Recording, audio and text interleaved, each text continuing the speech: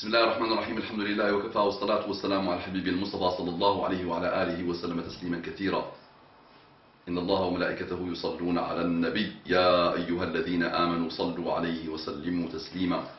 رب اشرح لي صدري ويسر لي أمري واحلل عقدة من لساني يفقه قولي. إخواني أخواتي, mes frères et sœurs, أبنائي بناتي, mes fils et mes filles, et la majorité écrasante d'entre vous peuvent être mes enfants, donc respectez le vieillard que je suis. Mes amis et mes amis, mes ennemis et mes ennemis, il y a des yeux là qui me suivent. Ah, j'ai failli arrêter les rappels à cause d'eux là, des réflexions, des inflexions, quelque chose sur mes lunettes. Barakallahu fik, cheikh. Je ne sais pas comment. Ils me suivent là ou pas? Très bien, je vais faire comme ça. Je vais faire comme ça là. Comme ça marche ou pas? Ça marche. Oh, bah, je vais faire comme ça. Là, ça fait un chercheur là, un chercheur fou. Très bien. Donc, qu'est-ce que je disais, mes frères et sœurs? J'ai oublié le plus important. La raison même d'être de cette manière de faire. Mes ennemis. A'da et adouati, je vous aime tous. Wallahi, je vous aime tous. Wallahi, je vous aime. Par la grâce d'Allah subhanahu wa ta'ala, je peux le dire, plus que la majorité écrasante de vos entourages réels et virtuels. Wallahi, et je le jure par Allah subhanahu wa ta'ala. Et j'aime votre intérêt. Et je me déploie pour vous, pour votre intérêt. Même mes ennemis qui m'attaquent à longueur de journée, à longueur de vie. Même ceux qui ont déclaré que j'étais un apostat. C'est bon. Salam alaikum wa rahmatullahi wa barakatuh. Que la paix d'Allah subhanahu wa ta'ala, sa miséricorde et ses bénédictions soient sur vous, mes frères et sœurs, partout dans le monde. Quel bel engagement, quelle belle invocation, quel beau pacte des excellentes valeurs qui n'existent pas. Qu'aucune école d'ingénieurs ne peut apprendre. Même l'X, même Centrale. Walou, ça marche. Parfait. Même les plus beaux exécutifs MBA, tu n'apprends pas ça. D'accord? Ça, c'est une belle manière de faire. Salam alaikum wa rahmatullahi wa barakatuh. Elle mérite 200 vidéos à elle seule, comme miracle de Muhammad sallallahu alayhi wa sallam. Mes frères et sœurs non musulmans, mes frères et sœurs en humanité, j'ai beaucoup d'affection pour vous. J'ai beaucoup appris de vous. J'ai beaucoup d'admiration pour vous. Wallahi. Wallahi. Vous avez des choses, subhanallah, qui font partie du cœur de l'islam et que les musulmans ont négligé et ont oublié. D'accord? Utilisez juste, rajoutez à tout ça, à la recette que vous avez, masha'Allah, que vous avez rodée tout au long de votre histoire, rajoutez juste un peu de sincérité, un peu de bonne volonté et divorcez avec les médias mauvais et méchants et sataniques et récupérez vos cœurs, vos cerveaux, vos âmes, et vous allez être émerveillés. Qu'Allah subhanahu wa ta'ala vous accorde les délices de l'islam. Un frère me dit, Barakallahu fik sheikh. C'est ni la fausse, ni la vraie, mon destin. Enlève-moi sheikh, appelle-moi Barakallahu fik mon frère. Je ne suis pas sheikh. D'accord? Et ces appellations-là ne m'intéressent pas. D'accord? Ça ne m'intéresse pas du tout. Ne te connaissons pas, comment tu as fait pour ne pas me connaître? Qu'est-ce qui est... Donc vous voyez, il n'y a pas de pub, vous ne partagez pas, le frère ne me connaissait pas. Mais quel malheur, la hawla wa la quwwata illa billah. Mais un frère qui s'intéresse à l'islam francophone ne me connaît pas. C'est une bizarrerie. Donc faites s'il vous plaît, partagez. Qu'Allah vous bénisse. Ne te connaissons pas, j'avoue avoir commencé à regarder la vidéo avec beaucoup d'a priori. C'était une vidéo sur la réforme de l'islam par Bashrafil et les frères, qu'Allah les bénisse. Ça a été tué à la naissance par les musulmans. La vidéo avec beaucoup d'a priori. Méfiez-vous des a priori. Croyons que la lettre que tu lisais au début était en fait tes propres propos et que j'allais regarder 1h33 de lynchage à l'encontre de l'initiative Al-Kawakibi. Donc ceux qui vont chercher Al-Kawakibi, ils trouveront un passé, et malheureusement, il n'y a plus de présent ni d'avenir. Mais alhamdoulilah, attention, la réforme de l'islam a commencé depuis très longtemps, et les musulmans se réforment, alhamdoulilah. La réforme de la compréhension de l'islam, la réforme de l'islam, la compréhension de l'islam, Il y a même un hadith qui parle de ça. Ne vous inquiétez pas, alhamdoulilah. Les rappels qu'on fait, c'est la réforme des musulmans et de leur compréhension de l'islam. Chaque chose, alhamdoulilah, c'est une réforme. Donc ne vous inquiétez pas. Et ce n'est pas 2 ou 3 ou 4 ou 10 personnes qui vont réformer l'islam ou la compréhension de l'islam.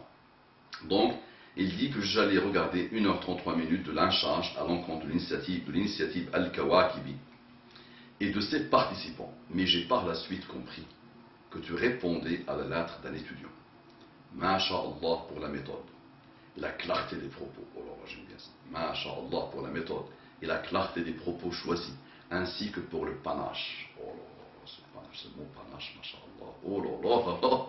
Alhamdulillah, alhamdulillah, alhamdulillah. Je me remercie mes parents, masha'Allah, qu'Allah les bénisse. Et je remercie tous ceux qui m'ont appris. Subhanallah, un bédouin vient en France et quelqu'un comme lui dit panache. Oh là là là là là. Vous voyez donc, si un bédouin comme moi a pu, alhamdulillah, se déployer, imaginez-vous, vous avez grandi dans la 4e puissance mondiale avec les moyens et les outils et la puissance de la 4e puissance mondiale. Moi, je suis un bédouin. Imaginez, je ne suis pas de ce pays en plus. Je ne suis pas né ici. Ah oui, je n'avais pas pris l'avion avant de venir ici. C'était la première fois de ma vie. Je n'avais jamais vu la neige en plus. Wallahi. La neige, walou. Je n'ai pas grandi avec la France des Lumières. Je lisais de temps en temps des choses, mais je n'ai pas grandi poussé dans ces valeurs-là, dans ces choses-là. Donc il me dit panache, mais quel bonheur. Naam, pour le panache que tu mets dans l'expression de ton opinion, tout en restant humble et respectueux le long de ton intervention. Et ça, c'est pas moi, ça. Ça, c'est musulman. Non, musulman. Ce qu'il décrit, il décrit juste musulman. Donc j'ai juste essayé d'intégrer un peu, d'intégrer dans ma vie, de m'installer, de me déployer dans les valeurs de l'islam, ni plus ni moins. Et donc voilà, tout en restant humble et respectueux le long de ton intervention. J'ai cependant décelé ce que je pourrais qualifier de début de diatribe quand tu as fait mention de l'Ash'ariyya. Non, tu as mal décelé. Ah non, non, tu as mal décelé. Ah non, non, non. Je t'invite à aller voir une vidéo que je t'ai envoyée, que j'ai fait sur l'Ash'ar. D'accord? Il n'y a pas de problème. Pas de problème, il n'y a pas de diatribe, il n'y a rien, alhamdoulilah. Mais ce n'est pas le but de la demande. Vous allez voir la demande. Donc il ne m'a pas demandé de parler encore de l'Ash'ariyya. De toute façon, je vais continuer, Inch'Allah. Ce qui m'a mené à m'interroger sur les raisons qui pourraient pousser un homme, pourtant posé et réfléchi, à entrer dans une rage noire lorsqu'il s'agit de chiisme. Qui pourrait pousser un homme pourtant posé et réfléchi. Là, je n'ai pas compris ce que tu as voulu dire. Donc il dit, les raisons, donc c'est pas, là il a parlé de Ash'a'ira. Ah non, non, c'est pas l'Ash'a'ira, subhanallah. Depuis le début, depuis quelques semaines, j'ai mal lu. Ah oui, donc non, non, c'était, depuis quelques semaines que j'ai vu ça, j'ai lu l'Ash'a'ira, je me disais, mais quel est le lien avec Shia ensuite? Non, elle a mis Ahl al-Shia, écrit d'une manière un peu bizarre. Ah oui, donc c'est la première fois que je vois quelqu'un qui emploie Ahl al-Shia. Tu as voulu peut-être dire Al-Shia, et tu as mal écrit avec le H. Ah oui, maintenant c'est bon. Là, le style est parfait, parfait. Donc, c'est pas la Sha'ira, c'est Shia. Donc, pour pousser un homme pourtant posé et réfléchi à entrer dans une rage noire, là, tu m'apprends quelque chose.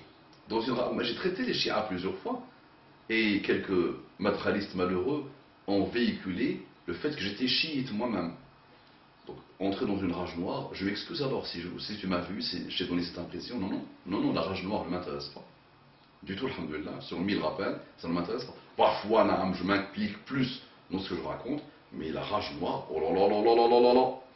Lorsqu'il s'agit de chiisme, point d'interrogation ennemi, je te propose alors la question, afin que tu m'éclaires davantage sur ce que je crois savoir déjà, mais seulement en partie. 2 points. Mis à part la différence de madhab, et donc des rites, et donc de rites, de pratiques et de croyances périphériques, ainsi que le différent avec des, sur la question de la succession au prophète à la tête de la Ummah, y a-t-il autre chose que je devrais savoir sur le chiisme? Il y a les points là ou pas? les points de lumière sur mes lunettes ou pas? Y a-t-il autre chose que je devrais savoir sur le chiisme, au point de déclarer les chiites apostats et ennemis de l'islam? Le cas échéant, cela concerne-t-il toute la population chiite ou seulement leur guide? Merci. Wa hafadakallah. Hafid. Ok, très bien.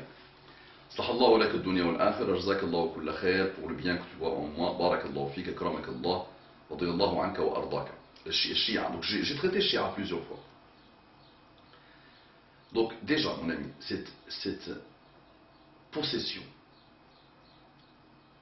cette manière, cet état d'être omnubilé, possédé par le takfir, il faut, peut-être, c'est sûrement pas ton cas, tu n'es pas sûrement comme ça. Mais, je remarque chez les jeunes, dans les pays musulmans et les pays non musulmans, cet amour du takfir. Ils cherchent avec impatience, ils attendent le mouvement, ils sont en recherche active pour faire le takfir. Donc s'il vous plaît, par Allah subhanahu wa ta'ala, oubliez ça. Ne tombez pas dans ça. Ne vous déployez pas dans ça. Travaille sur toi-même, sur ton entourage, et laisse le takfir. Vous avez les hadiths, et vous avez le fameux hadith qui dit que celui qui dit à son frère kafir, فَقَدْ بَاءَ بِهَا أَحَدُهُمَا, elle tombe sur l'un des deux. Donc soit tu dis qu'il est kafir, et il est kafir. Tu confirmes, tu fais un constat d'une chose. Soit il n'est pas kafir, et à cause du fait que tu as dit qu'il est kafir, tu deviens kafir. Allah t'envoie sa malédiction, et c'est toi qui tombes dans le kufr. Donc on ne prend pas ça à la légère. Et beaucoup de sang a coulé dans les temps modernes à cause de ce takfir. Aujourd'hui, des mujahidoun, des pseudo-mujahidoun en général, lancent le takfir à leurs frères. Et une fois qu'ils mettent le takfir, ils ont le droit de les tuer, ils ont le droit de prendre leur argent, leurs biens, leurs femmes, leur. Donc on peut tomber dans des choses gravissimes. Wallah, je vous mets en garde. Maintenant, qui a le droit de parler takfir? Parce qu'aujourd'hui, aberration totale à cause de l'Internet, qui a le droit de dire qu'un tel est kafir? Qui a le droit? On me dit, les deux yeux de chat sont tombés là. Oh, et ça me perturbe. Ça me perturbe ces deux yeux de chat sur mes lunettes. Envoyez-moi l'argent pour que j'achète des lentilles, s'il vous plaît. Parce que Mathématiques attaque les frères quand ils font des collectes d'argent. S'il vous plaît. Envoyez-moi un peu de flot, s'il vous plaît. Je voudrais mettre des lentilles vertes. Comme ça, je suis beau gosse. Bleu, je pense, non? Avec les cheveux verts. Comme, voilà, je récupère là des yeux de chat. J'enlève cela et je récupère des directs. Parfait. Envoyez-moi un peu de flot, s'il vous plaît. Très bien. Mathématiques, là, frère, le monsieur là, celui qui sort métaliste là, il attaque tous les prédicateurs ou les mosquées quand ils font les récoltes d'argent. Qu'est-ce que je disais? Donc, qui a le droit de faire le takfir? Qui? Deux populations. Deux. Donc, vous tous, jusqu'à la fin des temps, qui m'écoutez là, vous n'êtes pas dedans. Donc, c'est bon. Le problème est réglé. Les juges musulmans et les savants musulmans. Les juges musulmans et les savants musulmans. Ni point, ni plus, ni moins. Au mieux pour toi, qui n'est pas juge, qui n'est pas savant, tu dis, aïe aïe aïe, celle-là est une parole de kufr. Tu peux dire ça. Ça, c'est un acte de kufr. Ou Allah, je me désolidarise de ça. Ça, c'est vraiment une parole de kufr. Ça, c'est un acte de kufr. Tu vois, par exemple, un musulman piétiner le Coran. Parole de kufr. Acte de kufr. Ne t'aventure pas à dire qu'il est kafir. D'accord? Peut-être, il a bu de l'alcool. Il ne sait plus ce qu'il fait. Peut-être il s'est mis dans une colère noire, comme tu décris. D'accord? Ou il ne sait plus ce qu'il fait. Donc il y a des peut-être. Donc tu vois, tu ne peux pas tomber dans le piège de dire, aïe, il est kafir le piétine du Coran. Tu vois la subtilité de la chose. Maintenant, un frère ou une sœur disent que Aïcha a forniqué. Aïcha est une prostituée. Aïcha, jusqu'à la mort de Muhammad sallallahu alayhi wa sallam, elle avait forniqué et tout le monde le savait. Donc il dit ça. Là, il raconte une parole de kufr encore, il peut être kafir. Là, je réponds rapidement directement à ta question. Donc, s'il dit que Aïcha a forniqué, et que Aïcha, jusqu'à la mort de Muhammad sallallahu alayhi wa sallam, les musulmans de son époque savaient qu'elle avait forniqué, c'est une parole de kufr. Limada, le Coran dit le contraire.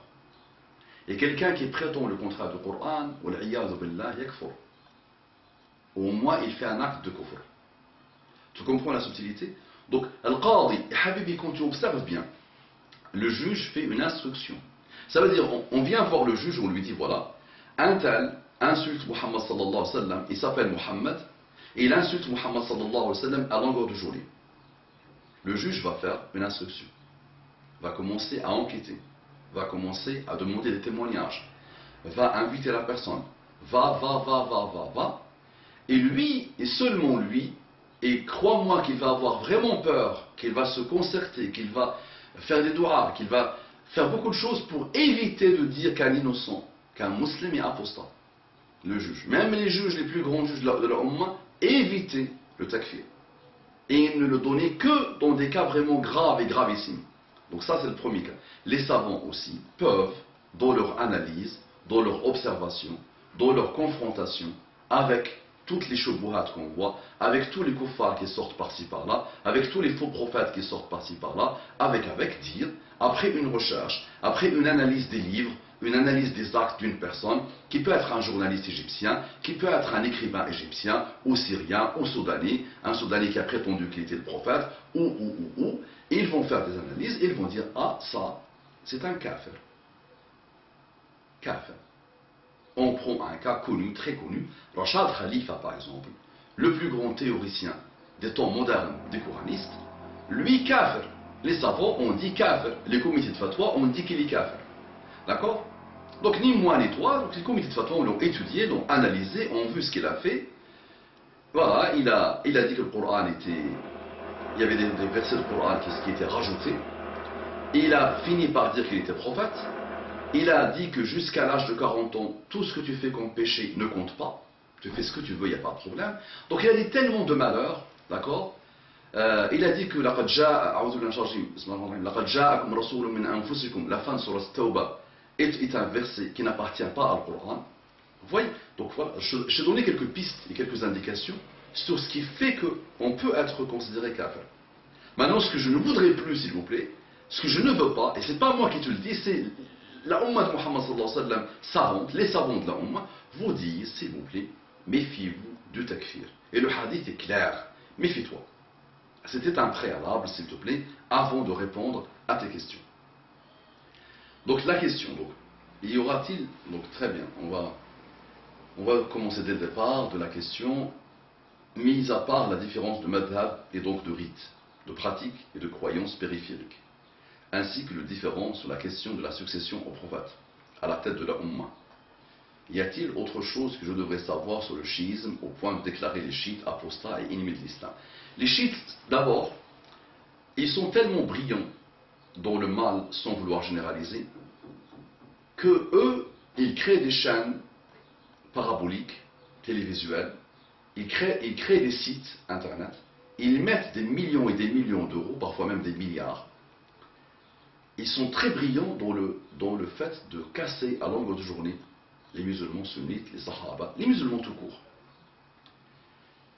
Les musulmans, même si je n'aime pas rajouter sunnites, eux, ils se défendent. Donc ils passent leur temps à défendre les sahaba. Donc, il y a quelques travaux par-ci par-là, mais on ne peut pas les comparer aux travaux des chiites, au déploiement des chiites. Ça veut dire, on peut dire que le déploiement des sunnites, des musulmans sunnites, même si je n'aime pas rajouter le mot sunnite, contre les dérives chiites, sont un atome dans l'océan de travail mené depuis des siècles et des siècles par les chiites. Donc tu vois, à chaque fois, nous sommes dans une démarche d'innocenter Omar ibn Khattab. Nous sommes toujours dans une démarche de dire que voilà, Ali a marié sa fille à Omar ibn Khattab. On est toujours dans une démarche comme ça. Et eux, ils sont malins. Donc là, c'est vraiment brillant. Dans le mal, subhanallah, ils sont tranquilles par rapport à leur malheur à eux. Ah non, Habibi. Les chiites se sont divisés à l'infini. D'accord, il faut vraiment le savoir, ça. Et pour qu'ils arrivent à l'Ithna Ashariya, les 12, il faut que tu étudies ça, tu vas voir que c'était un gag. Il faut qu'ils choisissent les 12. C'était un gag, mais vraiment un gag satanique. D'accord? Le choix des 12. D'accord? Et beaucoup de choses, beaucoup de divisions. Habibi, un chiite par exemple dit, si un chiite dit que Ali ibn Abi Talib est descendu du ventre de sa mère en train de dire, de lire, première chose, Qad aflaha al-mu'minun, en train de lire Surat al-Mu'minun. Donc il a lu le Coran avant même que Muhammad sallallahu alayhi wa sallam devienne prophète. Imagine la beauté de la chose. Ça c'est kufr. Ceux qui disent ça, kufar. Clair. Quoi kufr? C'est kufr. La'na. D'accord? Clair. S'ils disent que les 12 connaissent le ghaib, c'est-à-dire ce qui s'est passé de Adam jusqu'à la fin des temps, et qu'il l'invisible, le monde invisible, et qu'ils peuvent influencer en plus le ghaib, qu'ils peuvent influencer ça, Ali l'aurait vu venir le coup. Au moment où il partit faire Salat al-Fajr, il aurait vu venir le coup, mais il n'a rien vu. Et il ne pouvait pas le voir. Il savait par Muhammad sallallahu alayhi wa sallam qu'il allait être assassiné. Non. Il le savait. Non. Voilà, il ne savait pas le jour, il ne savait pas la date, il ne savait pas qui, il ne savait pas le moment, il ne savait rien. D'accord? Donc, tu entends les bêtises des chiites sur Internet. Ya awwal, ya muhaymin, ya zahir, ya batin, ya raziq. Là, on parle de qui là? d'Allah. Ça, il est adressé à Ali. D'accord? Kufr. Kufr. Donc la terre des chiites est une terre fertile à al-kufr. Là, tu dois comprendre la chose. La terre des chiites est une terre, les âmes des chiites, malheureusement, parce que imagine, tu attaques les sahaba, c'est normal, Allah se venge. Allah se venge. Il tombe dans les pires travers. Maintenant, on ne peut pas généraliser. C'est pour ça que nous savons, quand tu étudies bien, rendre kuffar les chouyours chiites et les savants chiites, parce qu'ils savent, les savants. Ils savent, mais ils sont tellement sectaires qu'ils ne veulent pas reconnaître la vérité. Donc, naam, quelques savants de la Ahl Sunnah wal Jama'a rendent les savants chiites, les lilites chiites, kuffar. Et c'est vrai quand tu les vois bien, quelques-uns parmi eux, subhanallah, wallah, tu vois le kufr. Moi je les vois là. Ils sont les spécialistes. Tu prends ta chaîne parabolique, là, il y a des dizaines de chaînes, et ils n'ont rien à faire de leur journée. C'est comme si le temps s'est arrêté à l'époque de Muawiyah. Avant même, à l'époque de Abu Bakr al-Siddiq, la khilafa. C'est comme si le temps s'est arrêté. Il n'y a rien à faire de la vie, de la journée. Wallah, il y a des chaînes paraboliques. Moi, wallah, je m'amuse à faire ça. Première, Muawiyah. Deuxième, Abu Bakr. Troisième, Ali. Et quatrième, Mahdi. Tu joues à ce jeu. Prends ta chaîne parabolique et fais ça. Tu vas voir. Il finance sa mort et tout le temps il ne parle que de ça. Il n'y a rien à faire de la vie. L'islam c'est que ça. D'accord? Donc je t'ai donné quelques indications, Habibi. Les chiites, le peuple maintenant, il y a un peuple qui imite. Ils ont grandi dans le mimétisme, Habibi. Ils répètent comme des perroquets. D'accord? Mon ami, après, soumets le chiisme à ton âme. Quelqu'un qui se réveille le matin qui dit Allahumma l'an Aba Bakr wal'an Umar wal'an Aïshata wal'an kulla man yatawallahu. Juste à la fitra. Dis ça au pire des kuffars. Dis-lui, qu'est-ce que tu en penses? Au pire des kuffars. Il va t'étonner. Le pire des kuffars. Il dit non, c'est pas possible. Donc qu'est-ce qu'ils disent quand ils se réveillent le matin? C'est quoi leur dua à eux de la connexion matinale avec Allah? Oh Allah, maudit Abu Bakr. Oh Allah, maudit Omar. Oh Allah, maudit Aïcha. Oh Allah, maudit tous ceux qui les ont pris comme alliés. Tous ceux qui les aiment. Toi, moi et tous les musulmans. Donc imagine quelqu'un qui se réveille le matin en disant ça. Donc c'est une aberration. Le schisme, personnellement, il ne m'a jamais intéressé vraiment en profondeur, de l'analyser en profondeur, de montrer vraiment au monde ce qu'il est. Parce que peut-être j'ai pas eu le temps. Peut-être, surtout, je dis subhanallah que mon enfant de 7-8 ans, il voit ça et il me dit c'est les poubelles ça, c'est poubelle. Il n'y a pas grand chose à faire. Et je dis souvent, tu prends l'équivalent de Bukhari, de Sahih Bukhari chez eux. Tu prends l'équivalent au Sahih al-Bukhari. Le Kafi, ça s'appelle.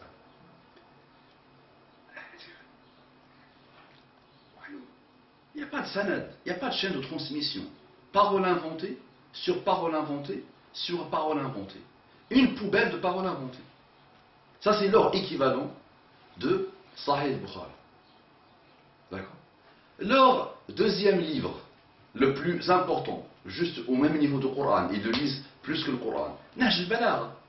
Nahj al-Balagha, n'importe quelle personne qui le prend, il voit quelques paroles de Ali ibn Abi Talib, mais des paroles qui n'ont rien à voir avec Ali et que Ali ne peut pas dire. Et tout le monde sait que c'est Sharif al-Rida, al-Radi, qui l'a sorti, qui l'a élaboré et qui l'a dit que c'est Ali ibn Abi Talib qui l'a sorti. Même quand on analyse l'arabe de Nahj al-Balagha, on voit que l'arabe de Nahj al-Balagha ne correspond pas à l'arabe de l'époque de Ali ibn Abi Talib. Juste ça. Donc c'est aberration sur aberration sur aberration. Maintenant, soyons honnêtes. Chez les chiites, il y a des gens très sages. Ils aiment les Sahaba. Ils sont de la justice. Mais ils aiment montrer un amour pour Al Muhammad sallallahu alayhi wa sallam. Et ça, n'importe quel musulman doit aimer la famille de Muhammad sallallahu alayhi wa sallam. Et Al Sunnah wal Jama'a aime Al Muhammad sallallahu alayhi wa sallam. Naam, dans l'histoire musulmane, il y a eu des choses tout le temps liées et souvent liées au pouvoir, et le pouvoir rend aveugle les pires et les meilleurs. Naam, donc il y a eu des guerres. Naam, la famille de Muhammad sallallahu alayhi wa sallam a subi, naam, comme d'autres ont subi.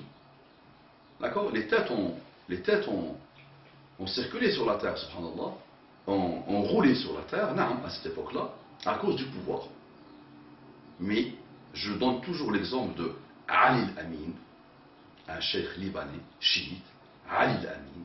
Va voir, tape Ali al-Amin sur internet, va voir ce qu'il est détesté par la majorité des chiites parce qu'il est de juste milieu.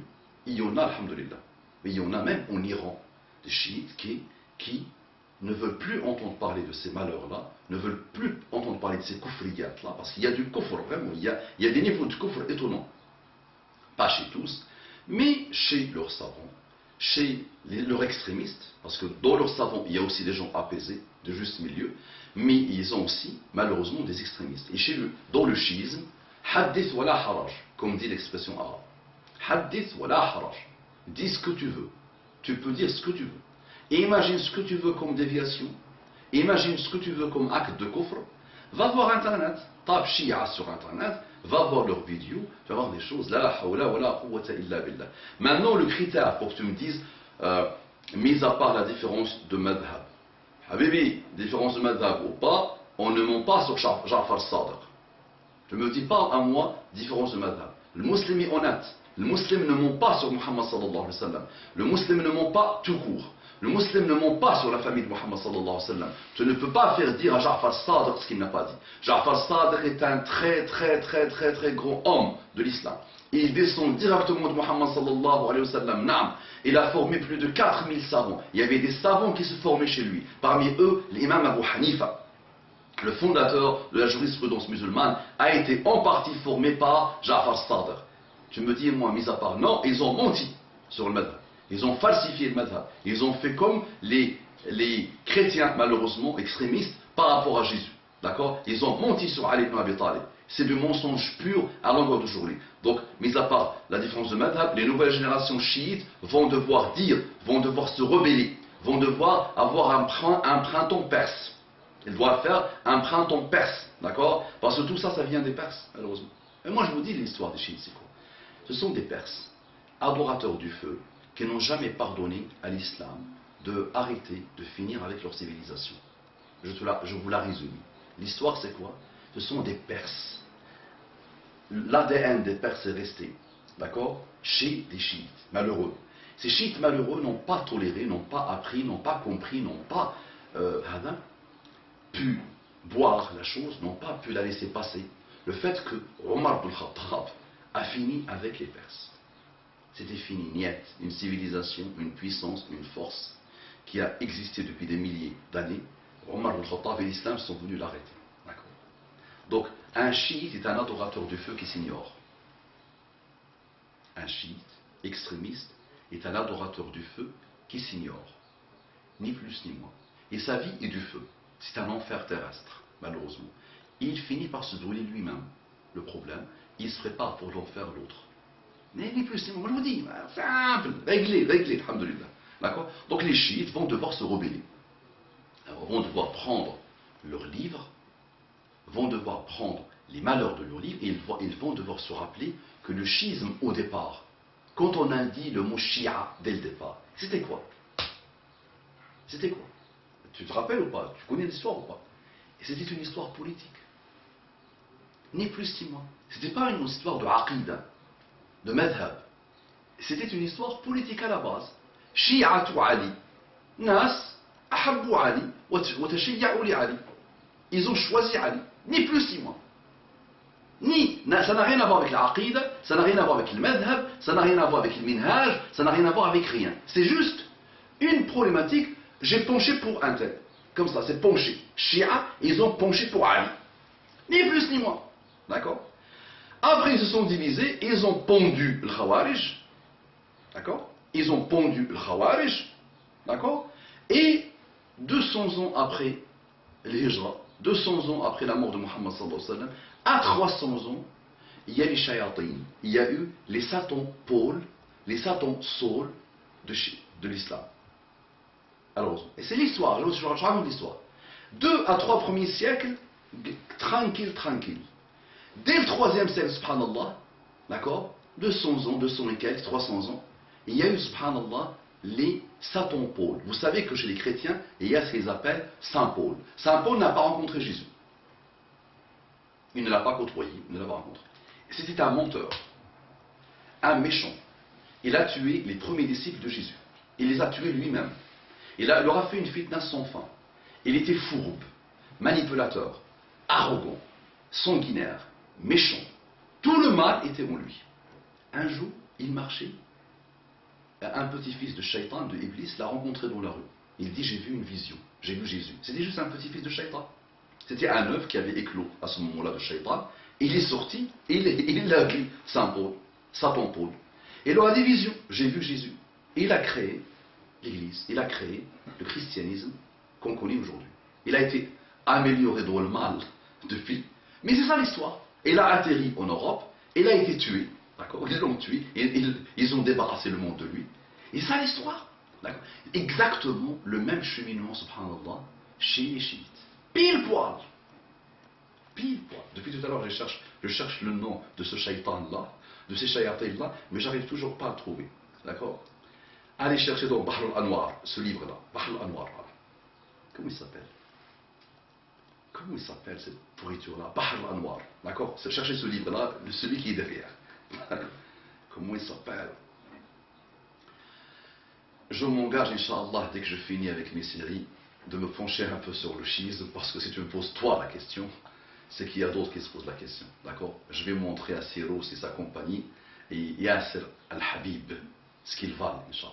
D'accord? On va aussi arrêter de les laisser faire. D'accord? Ça viendra. Mais j'ai fait quelques-unes sur les chiites, très intéressantes, tu peux aller les voir, Inch'Allah. Mais si tu veux qu'on approfondisse encore, on approfondira. D'accord? Donc, au-delà de madhab, ne me parle pas de madhab à moi, on a menti sur Ja'far Sadiq. Ja'far Sadiq est une sommité. Et moi, Ja'far Sadiq ne peut pas mentir sur Muhammad sallallahu alayhi wa sallam, ne peut pas mentir sur Ali ibn Abi Talib, il ne peut pas. Walou. Donc ils ont menti sur lui, ils ont inventé le madhab al-Ja'fari. Ils ont mis en place le madhab al-Ja'fari, plein de kufriyat, de dalalat, kufriyat acte de kufr, parole de kufr, dalalat également, khuza'bilat, d'accord, turrahat, d'accord, hartaqat, d'accord, tout ça c'est le madhab al-Ja'fari. D'accord? Dans sa partie extrémiste. Tu pourras trouver des choses, c'est comme toute chose. Tu pourras trouver des choses justes, bonnes, logiques, intelligentes. Non. Mais c'est noyé dans le kufriyat de l'Ithna Ashariya. Ça marche?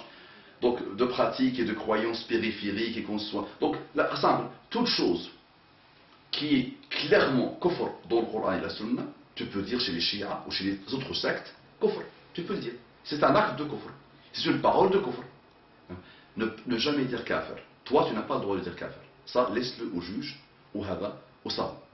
Ainsi que le différent sur la question de la succession prophète à la tête de la Ummah, ça c'est un gag aussi. Imagine, cette importance totale à la khilafa, et Allah l'a oublié dans le Coran. Eux, c'est un pilier. C'est vraiment le pilier des piliers, attention. La khilafa, la imama, ils appellent ça, la imama passe, même s'ils ne le disent pas, passe avant ashhadu an la ilaha illallah wa ashhadu anna Muhammad Rasulullah. C'est le niveau 0. C'est le pilier 0. D'accord? C'est le pilier 0. Ça veut dire avant 1, il y a 0. Donc 0, avant même que tu naisses, il faudra que tu dises l'imama. D'accord? Donc ils vivent pour ça, ils meurent pour ça, ils s'autoflagellent pour ça, ils passent toute leur vie à pleurnicher pour ça. D'accord? Allah subhanahu wa ta'ala, à ce point, il va nous priver, nous tous, 1,3 milliard de musulmans de ce bonheur. Nous sommes Ahl Sunnah wal Jama'a, 1,3 milliard de musulmans. Allah a choisi, ou même 400 millions de musulmans, Allah a choisi dans sa sagesse de nous cacher ce ilm. Il ne l'a pas mis dans le Coran, ou s'il l'a mis d'après eux, il l'a pas. Il a laissé les brillants chiites pour le voir. Ça, c'est juste les chiites qui peuvent le voir. Masha'Allah, applaudissons. Et la sunna n'a pas parlé clairement. Eux, ils te disent que la sunna a parlé clairement. Mais Habibi, ça c'est très important. Allah ne va pas jouer avec ça. Maintenant, Abu Bakr as-Siddiq, qu'est-ce qu'il a gagné de la khilafa? Qu'est-ce que ça lui a apporté? Autre que des problèmes. Maintenant, qu'est-ce qu'il a apporté? Les chiites doivent remercier Allah subhanahu wa ta'ala. Ils doivent faire les doigts jusqu'à la fin de leur vie à Abu Bakr as-Siddiq. Ali ibn Abi Talib, dans la même fitna, aurait eu l'intelligence de Abu Bakr as-Siddiq, mais arrêtez.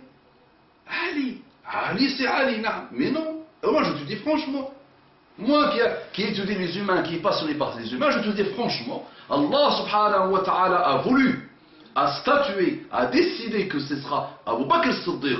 Et tu n'as pas le droit à toi aujourd'hui de remettre ça en cause 1400 ans, ce qui est fait. Maintenant quand tu vois Ali et que tu vois Abu Bakr as-Siddiq, tu dis alhamdulillah que c'est Abu Bakr as-Siddiq qui a eu le khilaf.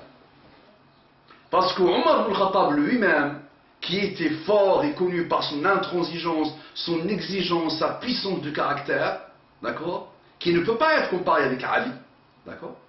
Omar ibn Khattab a vu lui-même que Abu Bakr as-Siddiq est une ni'ma d'Allah subhanahu wa ta'ala. Personne n'a eu l'idée, n'a eu l'intelligence, n'a eu la sagesse, avant Abu Bakr as-Siddiq, de combattre les apostats.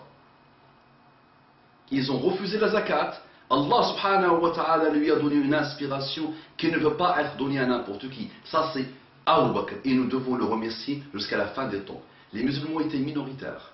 Muhammad venait de mourir, sallallahu alayhi wa sallam. Omar pleurait. Ali ne pouvait plus marcher.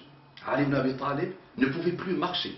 Omar avait pris son sabre pour dire celui qui dit que Muhammad est mort, je le décapite. Et il est parti comme Moïse. Il est parti les fameux 40 jours, les fameux jours comme Moïse, pour Yunaji Rabbah, pour parler avec son Seigneur. Ne dites pas qu'il est mort, il reviendra. Celui qui était l'homme de la situation. Qui était-il? Je suis frissonné en te racontant ça. Tu dis la personnalité d'Abu Bakr as-Siddiq.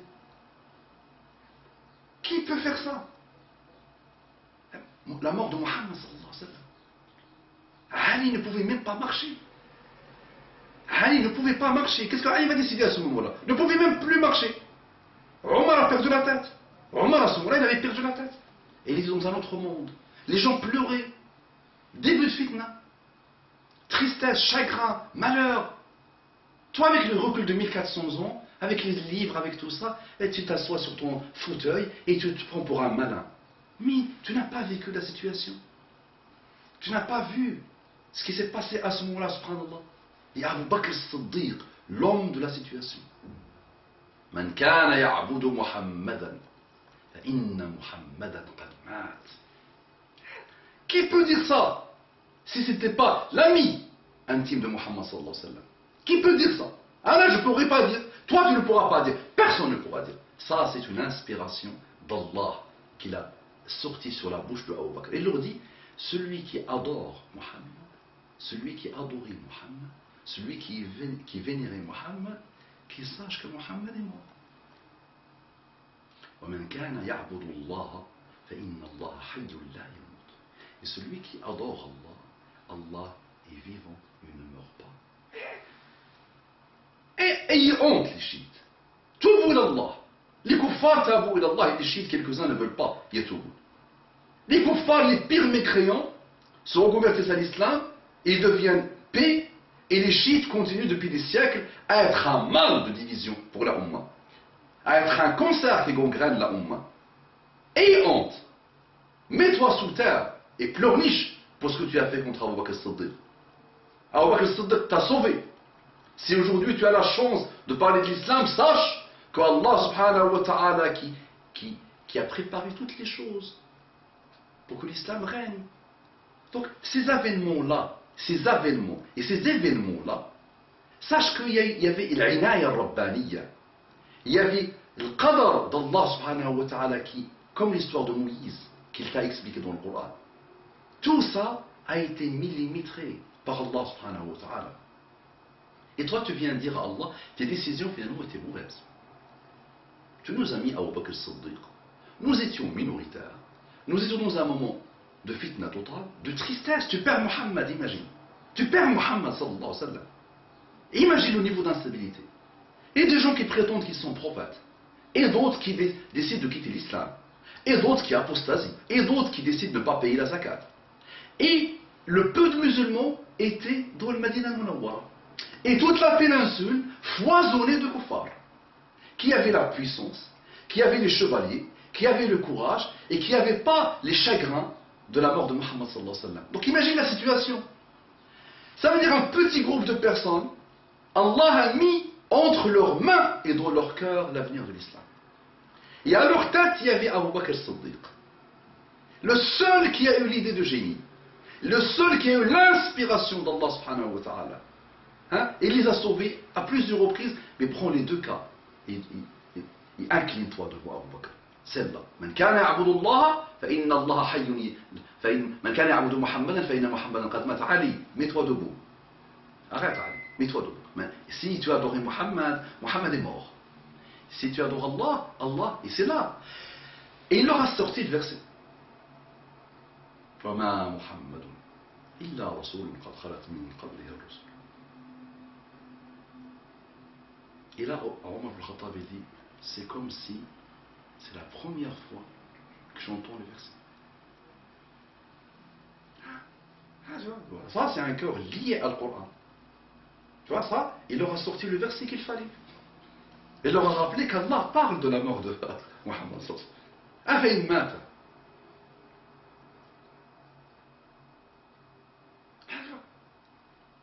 Allah a parlé, donc il leur a sorti ce verset-là, imagine. Ce verset, alors que le Coran n'était même pas encore dans un livre. Ça, c'est la puissance de Abu Bakr as-Siddiq. Qu'est-ce qu'il a gagné avec ça? Donc imagine un petit groupe de rien du tout, entouré dans une péninsule d'Arabes, de kufr arabique, de kufr et d'apostasie, et de prophètes, de nouveaux prophètes, de prétendants prophètes. À ce moment-là, un petit groupe, le fédérateur les a fédérés.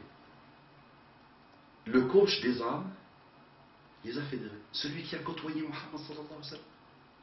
Celui qui a été aimé par Muhammad sallallahu alayhi wa sallam. Celui qui était l'ami, le compagnon, l'ami avant même l'islam. C'était son ami. Tu penses que Muhammad sallallahu alayhi wa sallam allait se mettre ami avec n'importe qui?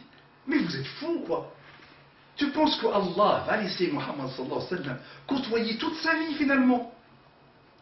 C'est sûrement depuis leur adolescence, depuis l'avant l'adolescence, même si je n'ai pas le mot, depuis leur enfance peut-être. Ils étaient ensemble les deux. Donc une vie entière. Donc l'âme de Muhammad a jailli sur son âme. Quand les anges venaient visiter Muhammad avant même la prophétie, Abu Bakr était quelque part par là, d'accord? Donc avec un groupe, Al-Madina al-Munawwara, même Omar au début a douté de la parole de Abu Bakr as-Siddiq. Il a dit non, on ne va pas les combattre pour... Il a commencé à lui rappeler que les hadiths et que ça, on ne peut pas les tuer pour ça. Et Abu Bakr as-Siddiq a fait le nécessaire. Imagine, il n'a pas dit nous sommes peu, ils sont nombreux. Là.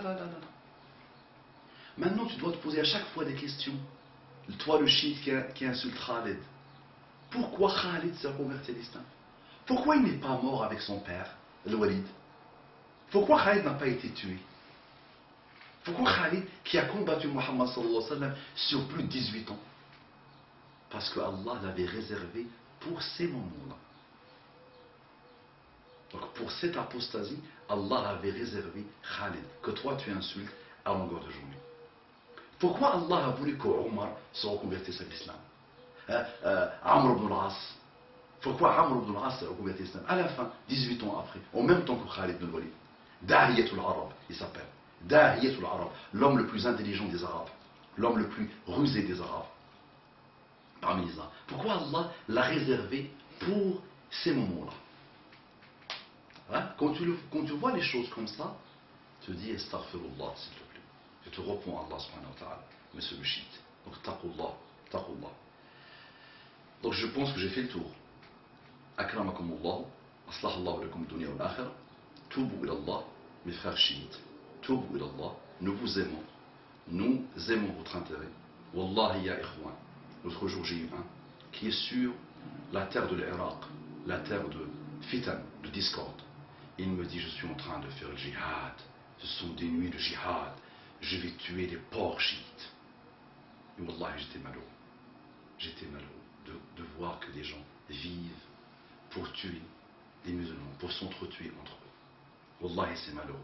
Donc, ya ikhwan, méfiez-vous des satans pôles chiites, des satans saules chiites d'il y a 1100 siècles, ou 1200 siècles, 1200 ans. Malheureusement, ici aussi, hein, je perds la tête. 1200 ans. Méfiez-vous de cela. Ça, je ne suis qu'un humain. D'accord, je faute, je dis des paroles parfois fausses. Je me déconcentre sur autre chose. D'accord? Ça ne sont que des humains. Pour le miracle de Muhammad sallallahu alayhi wa sallam, comment sur 23 ans il n'a pas fauté une fois? Assalamu alaikum wa rahmatullahi wa barakatuh.